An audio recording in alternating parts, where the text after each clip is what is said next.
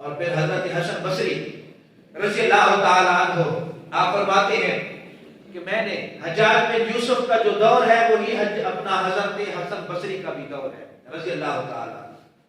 حضرت حسن بصری رضی اللہ تعالیٰ عنہ کہتے ہیں کہ وہ دور حجاج بن یوسف والا دور ظلم کا دور تھا۔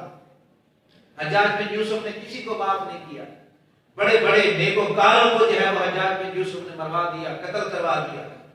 حضرت حسن بصری رضی اللہ تعالیٰ عنہ فرماتے ہیں میں نے اس کے ظلم کو دیکھتے ہوئے تنہائی بالکل خلوت نشینی اختیار کر ایک کونے میں جا کے بیٹھ گئے، اللہ اللہ جو ہے وہ کر رہے ہیں۔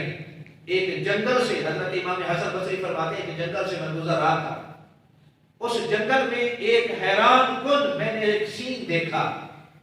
وہ سین کیا تھا؟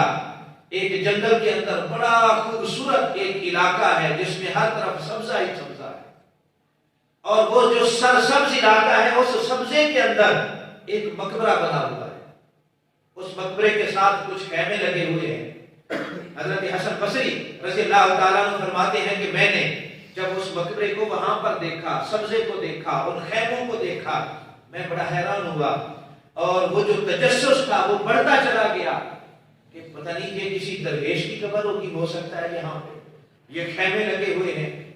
وہ کہتے ہیں میں یہ ابھی حیرت کے اندر گم ہوں کہ پہلے خیمے سے ایک فوجی دستہ جو ہے وہ نکلا، اور وہ فوجی دستہ نکل کر اس قبر کے اس فوجی دستے نے 3 چکر لگائے، اور 3 چکروں کے بعد ان فوجیوں نے اپنی اپنی تلواریں نکالی اور پھر اس قبر والے کو سلامی دی، اور سلامی دینے کے بعد کچھ کہا، میں دور تھا سن نہ سکا، وہ چلا گیا۔ تھوڑی دیر گزری، پھر دوسرے خیمے سے بڑے جو ظاہری شکل و صورت سے لگتے تھے، بڑے راہب لوگ تھے، عالم لوگ تھے، وہ آئے، آ کر انہوں نے بھی اسی طرح قبر کے ارد چکر لگایا اور اس قبر والے کو سلام کیا، اور پھر وہ بھی چلے گئے۔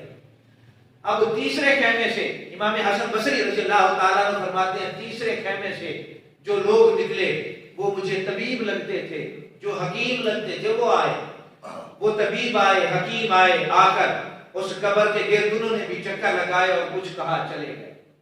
چوتھے خیمے سے بڑی حسین و جمیل جو ہے وہ عورتیں نکلی، اور ان کے تھالوں میں ہاتھوں میں بڑے بڑے تھال تھے، اور ان تھالوں میں ہیرے، جواہرات، یاقوت، بڑی قیمتی قیمتی چیزیں تھی۔ وہ آئیں، انہوں نے قبر کے چکر لگائے، اور وہ سارے کے سارے جو ہیرے جواہرات تھے وہ اس قبر کے اوپر جو ہے وہ ڈالے، اور وہ بھی چلی گئی۔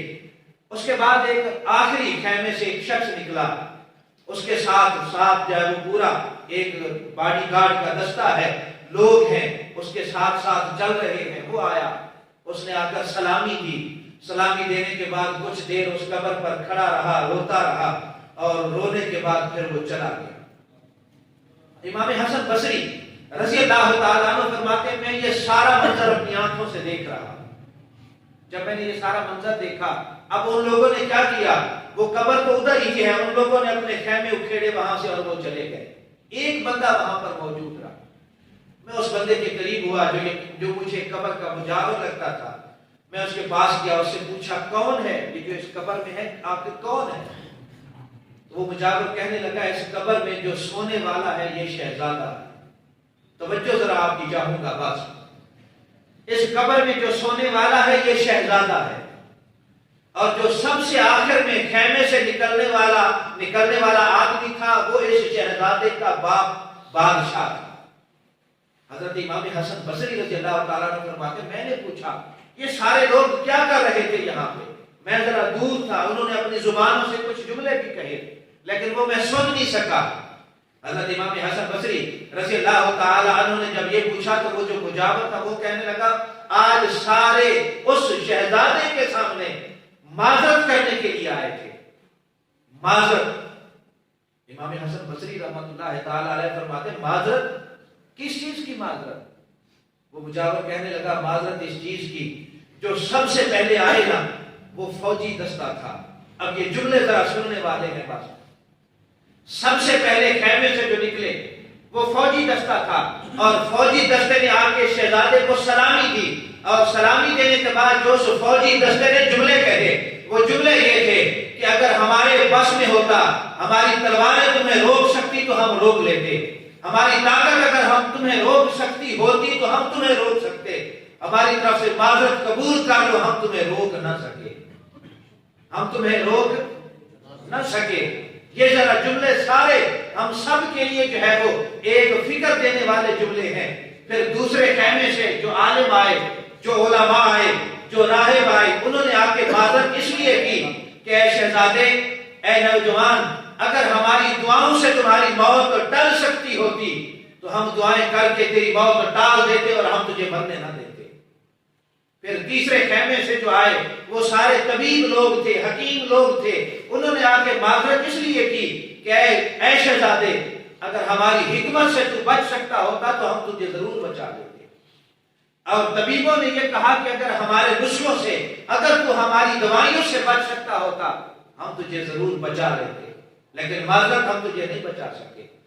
پھر وہ سارے ہیرے جواہرات جو اس اپنا شہزادے کے قدموں پر سارے جو ہے وہ ڈالے گئے، اس لیے تھا کہ اگر مال سے کوئی موت سے بچ سکتا ہوتا، بادشاہ نے ان کو کہہ کے بھیجا تھا، ان کو کہنا میرے بیٹے کو اگر کوئی مال سے بچ سکتا ہوتا تو تجھے مال سے بچا لیتے۔ ہیرے جواہرات دے کر کوئی موت کو خرید سکتا ہوتا تو ہیرے جواہرات دے کے موت کو ٹالا جا سکتا تھا، لیکن ہیرے جواہرات کے ذریعے موت نہیں ٹل سکی۔ ہیرے جواہرات بھی ختم ہو گئے، ساری قیمتی جائیدادیں ختم ہو گئی، اور بادشاہ نے آ کر آخر میں یہ اعلان کیا کہ اے میرے بیٹے، میں بے بس ہوں، میں بادشاہ تو ہوں لیکن میرے اوپر بھی کوئی بادشاہ ہے، میں بادشاہ تو ہوں لیکن میرے اوپر بھی کوئی بادشاہ ہے۔ اگر میرے بیٹے میری بادشاہت تمہیں موت سے بچا سکتی ہوتی تو میں ضرور تمہیں بچا لیتا، لیکن میں معذرت کرتا ہوں کہ میری بادشاہت بھی تجھے موت سے نہ بچا سکتی۔ امام حسن بصری رحمت اللہ تعالی علیہ فرماتے ہیں یہ سارا منظر میں نے اپنی آنکھوں سے دیکھا اور یہ سارے جملے میں نے سنے، اور سننے کے بعد میں نے جو اپنے عقیدت مندوں کو، چاہنے والوں کو جو پیغام دیا وہ یہی تھا کہ قرآن پڑھو، حدیث پڑھو۔ رب یہی فرماتا ہے کہ جو موت کا وقت مقرر ہے اس مقرر وقت کو دنیا کی کوئی طاقت ایک لمحے کے لیے بھی آگے پیچھے نہیں کر سکتی، ایک لمحے کے لیے بھی۔ تو پھر ہمیں مان کس بات کا؟ جب موت کا وقت جو مقرر ہے وہ ٹل نہیں سکتا تو پھر ہمیں مان کس بات کا ہے؟ کیا ہمیں جوانی پر مان ہے؟ کیا ہمیں مال و دولت پر مان ہے؟